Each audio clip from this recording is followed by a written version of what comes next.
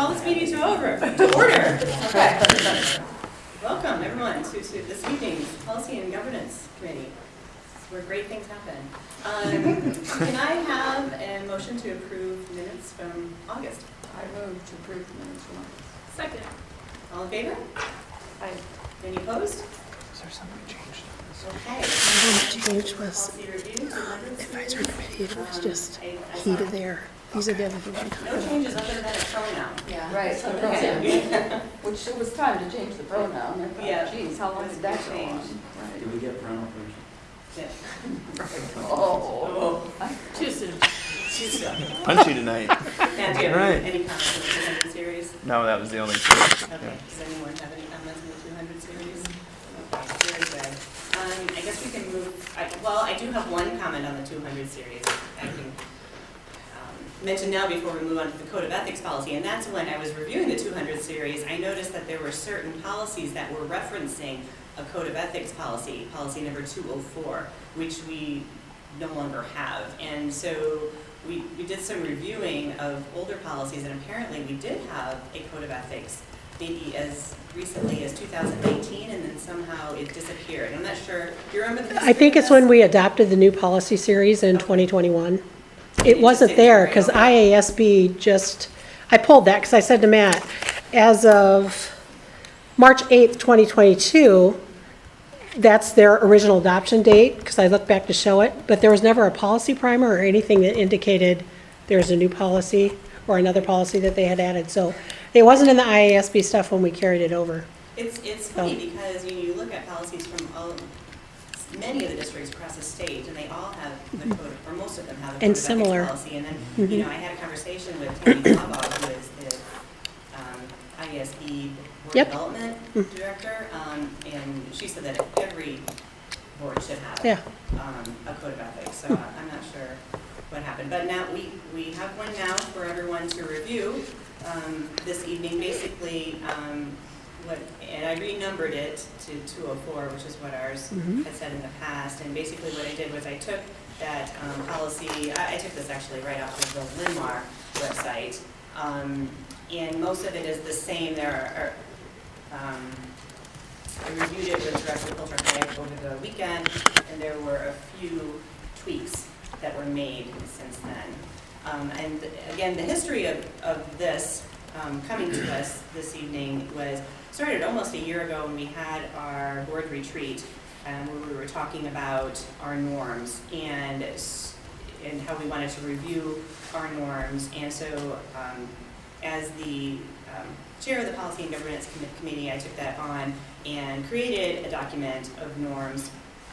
And then from there, we had a norms discussion with a facilitator from IASB and came up with the norms that we have now on our agenda every meeting, which I really like those norms. But upon reviewing other boards' documents to see what they had for norms, and I discovered that everyone had this code of ethics and we did not. And so that's kind of what brought us to this discussion tonight, is reviewing a code of ethics that we might adopt into our 200 series.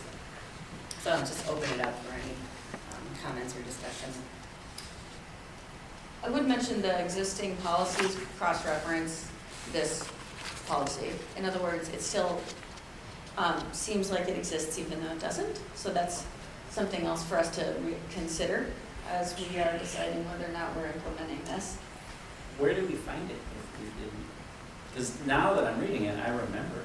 Yeah, And so I remember, I'm like, oh, I deep dived and looked at all of the different agendas. Okay. And then I watched the meetings. And September 2019 was the last time it was on a P&G agenda. And there were 2 amendments and 1 strike from it. And then I looked at every meeting from then until 2/21, and there was no one did address that changeover. And it just disappeared. So I think it was inadvertent. I talked to Paul Ressler about it too. I was like, where'd it go, Paul? He's like, I think it disappeared, and he said, ask him. And I'm like, well, Yep. sure, she's gonna know. But you just said the same thing he said. Yep. So I think that it was inadvertent, it just wasn't included. because now that I'm reading it, I'm like, how did I even very much remember? Could we get a copy of the old? I can sure get one, yep. Because I'd like to see what it used to be and what this is and kind of, and can we get them in both in Word maybe so that we can do like a merge and. Sure can, yeah. Thank you.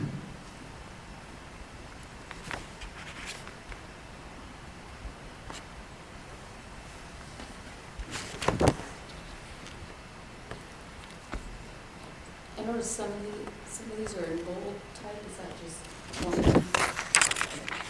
So I thought, why is that?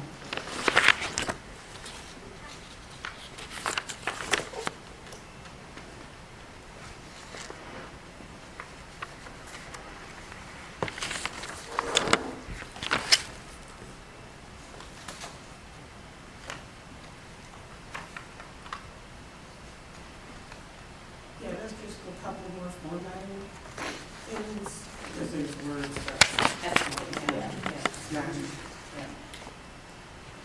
And so is there an IASB form code of ethics, or what I'm hearing is no, because they didn't give that to us in the There, policy? so I looked at their website, and they do have 2 policy options for it. But again, the original adoption date says 3/8/2022, and I looked back at all the policy primers we got from that point forward, and there was nothing indicating there was a, Okay. Could we also, could we Mhm. send a copy of the Yep. IASB one? Because I'd like to see what their recommendation is. it mimics this pretty close, but.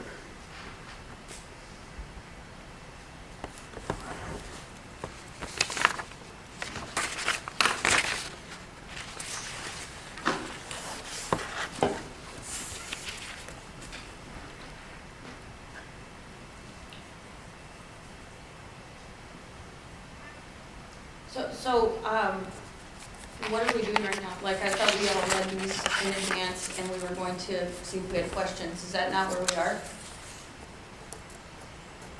I mean, I'm not ready to vote. I mean, I want to, I read them in advance, but I didn't have any contacts, or I didn't know where Jane found them, because like, I actually tried to Google it myself. I looked at Des Moines, and theirs is different, and so I didn't know that they came from Lamar. I think I found the Copita one. I couldn't find the IASB, so I'm going to want to continue to look in and see, and especially knowing that we used to have one. Now I really want to read the old one and then see what changes we're making. So I'm just, I mean, that's what I want to do before I'm ready to keep talking about it. when will we be voting on the 200 series? That The next, last meeting of October, right? or is it the first? Because we'll do the first reading tonight. Do the first reading All right, Mhm. yeah. So it'll be the first meeting in I October. guess I would really like for us to be able to approve them when we approve the Sure. 200 series. I can get this information out to you guys tomorrow. That would, I don't know how everyone else feels about that, but I think when we approve the 200 series, it'd be nice to include them in the program. Right. Yeah, I mean, I thought this, you know, it's worth looking at some other things, but I thought this all looked good. I mean, I didn't have any question about any of it. Are there It any, seems pretty encompassing of all of what I could think of. I mean, you know, I'm sure there's things I'm missing, but I thought it seemed good. It's, you know, it's worth comparing to see if there's things we missed here, but.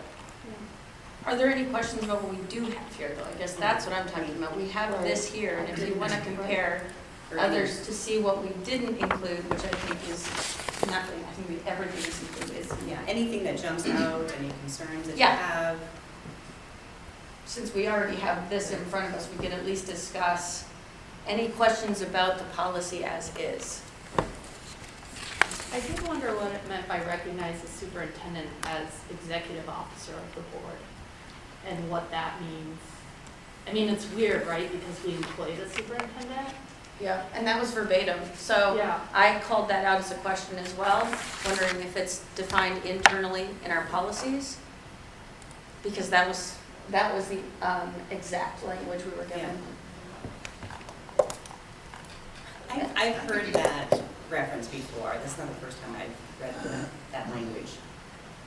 But I don't know what it means. I mean, Well, I can't, yeah, and I don't want to vote for something not knowing what it means, and I then, can tell you, I mean, so it's not school board, but where I work, we have an executive officer.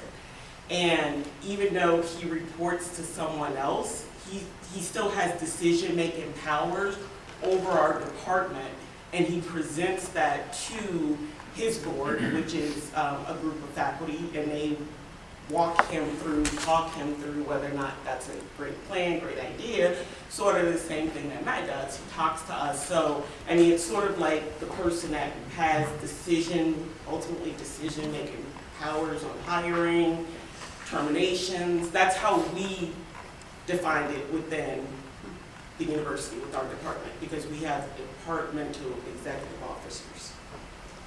I wonder if we could get a definition from IASB. Yeah. Yeah. And I wonder if there's some wordsmithing to do, like with that one that says, you know, now I lost it again. But recognizes the superintendent as executive officer of the board, comma, meaning the superintendent does what Ruthina says, or whatever, like, just so that we can put a little bit more context on what that means, because you love deep dives, and I love that you love deep dives. I already did. But in 6 years, right? Like, is somebody gonna do a deep dive and find this meeting where we just have that 10-second conversation? Or are they gonna look at this language and say, gosh, we don't know what that means? Yeah, I called that out as something we Yeah. need to Just define. some It's a clarity. term. Yeah. Yeah. And that's exactly the point, right, is to have this for future boards. You know, that's why we're doing this. Yeah, and in reading this, I'm remembering developing this, and really came out of a desire for functionality and understanding what roles were. It wasn't always clear that,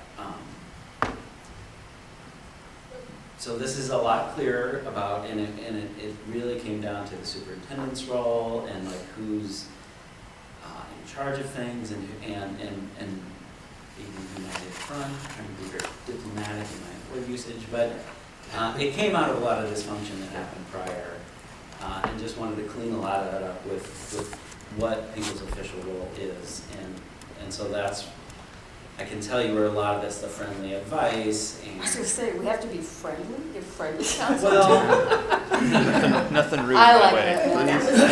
I like that part. yeah, so just so people, I mean, that was the context, like trying to really be clear, and this, if I remember right, this was with a lot of IASB, just helping define what those roles are, that, you know, when we have a 4-3 vote, for example, we still represent the wishes of the board as a whole.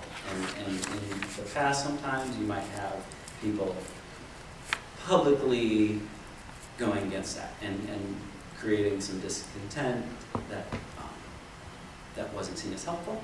And so this tried to clean a lot of that up and define those roles. Are there any other specific questions that we need to research before we bring this back? I'm just reading through this, and one provision is that the board will only approve hires of new personnel after they receive the superintendent's recommendation, which would mean, in my mind, that the superintendent would be delegated to have the authority not to recommend. I'm not objecting to that, I'm just taking it as something I should understand what's in it. Can you say that again? I'm not sure if I understand. Also, I do notice that when I listen to these, Charlie, it's very hard to hear you, so I want to make sure that we're speaking loudly enough at all of our meetings. I'm sorry, Jane. Oh, okay. It's under the section, in my relationship with the superintendent and employees, I will, number G, under that section. Mm-hmm. Okay, you see it? Yeah. Okay. But we I We guess. don't have anything to do with employment decisions except to approve Yeah, I just took that to mean more language that we won't undermine the superintendent by Right. voting to employ someone that he The hasn't. superintendent has not recommended. Yeah, Right. Yeah. And to me, that seems a reasonable provision to include in these. We just should be, I just want to be aware that that's something that I have to correct. You have to what? That I have to recognize. Sorry about that. It's okay. Yeah, I guess I'm not sure when that would ever happen with this board. Right, Yeah. yeah. I just think though, when, like, that was one that was already in there, and I'm just constantly reminding myself, it's not just for our board, and I think there's probably a reason this is a standard provision. There's a lot of things in here that seem a little odd, but yeah, Yeah. there must be a But the reason that they were put circumstance in. would be Yeah. that we would all vote to employ somebody Yeah. that we've got no recommendation. Yeah. Yeah. Yeah, Right. there's been boards that have, So there you go. Done things like Okay. that. yes, Okay. that Okay, I just like, what? hasn't made a How would that recommendation to happen? hire somebody, Okay. and the board majority, like, well, we want to hire so-and-so as our assistant, it's been Okay. done. Or if somebody said that from the board Yeah. table. Okay, I got it. That- so there you go. Okay. So practically how that plays out is we vote when it's the personnel agenda and consent. That's what it's talking about, Yep. right? Yes, Right, yeah. okay. Yeah, We would but just do the- Because I don't remember ever voting for any. No, No, other I'm than not consent. saying our board. No, Yeah. correct, but I'm just trying to, what does this mean? Okay, Okay. this means we I don't. think it's It just, sounds like a road board. yes. Yes. And Yeah. trying to be as clear as possible Yeah. for future Yeah, boards. that's. Yeah, I mean, Well, it's, then you all should be grateful. now that I'm remembering this, I mean, this is good stuff. These are good rules to follow by. We should have it. I really appreciate the deep dive to find this, because I remember it. I don't, and then when we did the changeover, it got missed. So I don't think there's anything in here that's, I want to look at it. I want to have time to read it before, but it seems like the second thing in October, we should have. Great, yeah, great, great. Should we move on to the third item, the discipline of students who make threats of violence? All right, so I think this is really going to be quick for this evening. It's more just for your information at this point. We will put it on the next meeting for your approval once we get this into policy form. But it's really going to be this language. I mean, we've checked with the School Board Association, and they really told us they're not putting out a sample policy, that they'll just be using this that we got from the Department of Ed, which is a little bit atypical from how we've received policies after legislation. But it's pretty prescriptive. As you notice, they do give a continuum of escalating responses towards the end of the document. There's a couple things in there that I think we'd like to understand better, most notably to me, and I think the team right now, is the required IEP meeting whenever there's a threat of violence. That doesn't seem to be consistent with our past practice, just for what would be viewed as a threat of violence on here. You could have a student with a reading goal that really doesn't have anything related to behavior that makes a threat of violence, and it's saying we should state it, have a meeting. So operationalizing that will be most likely challenging in some circumstances. And then again, just how prescriptive is this policy. And I think we want to understand some of the intent or the way to operationalize this. About, are we talking about every time a student makes a comment, or are we just talking about substantiated threats? And some of that's mentioned in there. But we got this at the end of the week and just thought it was appropriate time to put it on here so you guys could at least see it. And then by the time we bring it back to ask for your approval, you've had a chance to look at it a little bit. But I would just say that we're still learning a little bit as well. We were kind of surprised to see this one pop up and no sample policy from ISB come with it. So maybe a little bit of a cue of what we can expect from the kind of new Department of Education, if you will, under new leadership of a new director, and the way we've heard they may be putting out guidance in comparison to the past. Why do you think they prioritize this one? Do you have any insight about that? Yes. Okay.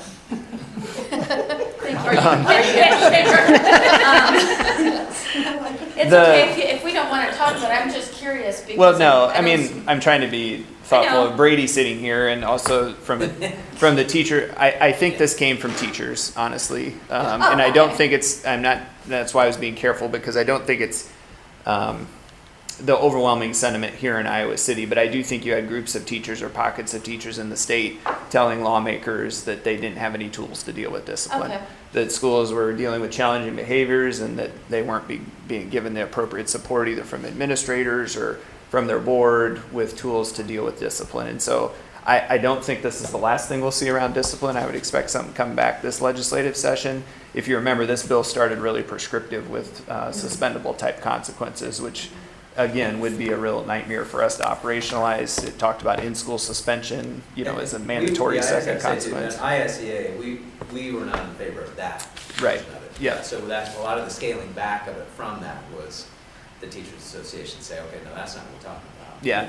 Yeah, thank you for that, because I do think this is a bill where, when they talked about don't get discouraged, that you can still have an impact, there was a lot of good progress made on this. I still, think that we'd probably all share some problems with with maybe where the legislation ended up, but it definitely got improved along the way from where it started. So I think that's just where you're seeing a little conflict, with challenging behaviors in the classroom, teachers needing some additional help, lawmakers trying to create a solution for it.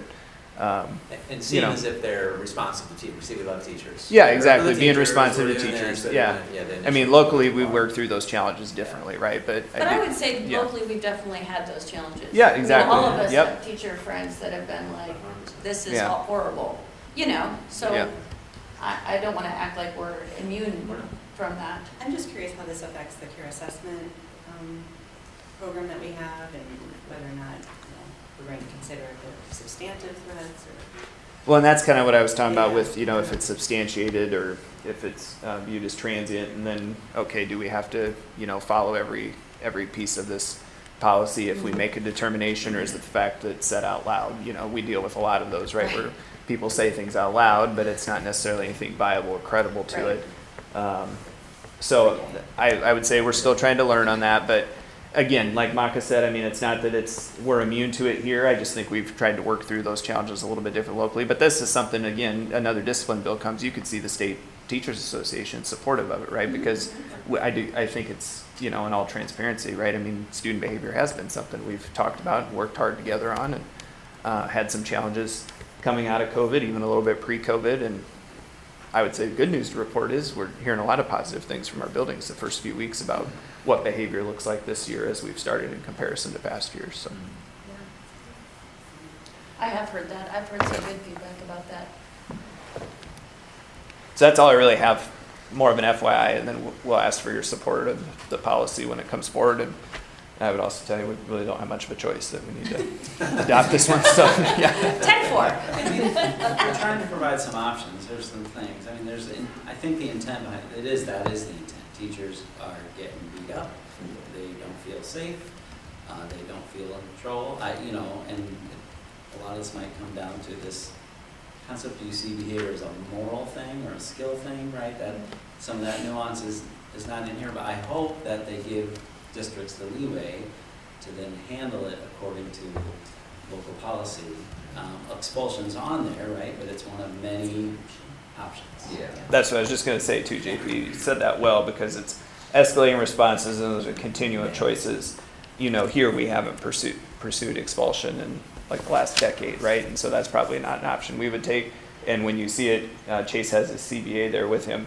Our levels are actually flipped the way we refer to it, so it's a little confusing that way.